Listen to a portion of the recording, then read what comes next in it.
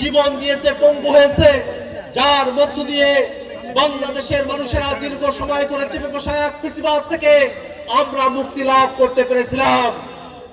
এবং তারপরে আমরা একটা নতুন বাংলাদেশের প্রত্যাশা করেছি, এমন এক বাংলাদেশ যেই বাংলাদেশে কোনো বিভাজন থাকবে না, যেই বাংলাদেশের সকল নাগরিকের অধিকারকে সুরক্ষা দেওয়া হবে, যেই বাংলাদেশে গণতান্ত্রিক প্রতিষ্ঠানগুলোকে শক্তিশালীভাবে দাঁড় করানো হবে, যেই বাংলাদেশে গণতন্ত্র, ভোটাধিকার এবং রাষ্ট্রীয় প্রতিষ্ঠানগুলোতে জবাবদিহিতা নিশ্চিত করা, এটাই ছিল আমাদের মূল উদ্দেশ্য।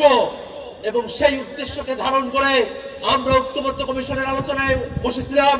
সেই ঐক্যবদ্ধ কমিশনের আলোচনা থেকেই গণভোটের সিদ্ধান্ত। সেই গণভোটে এই কালীগঞ্জের মানুষেরা, গাজীপুরের মানুষেরা, বাংলাদেশের মানুষেরা 70% মানুষ গণভোটে হ্যাঁ পক্ষে অবস্থান নিয়েছে।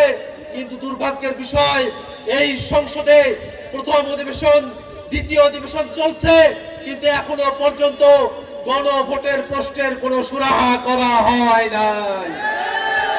আমরা সরকারকে জানান দিতে চাই যে বাংলাদেশের মানুষেরা 70% মানুষ গণভোটে হ্যাঁ পক্ষে বলেছিল, সেই মানুষেরা কিন্তু এখনো পর্যন্ত জীবিত আছে, সেই মানুষেরা জেগে আছে, তারা অপেক্ষা করছে, তারা সরকারকে সময় দিচ্ছে।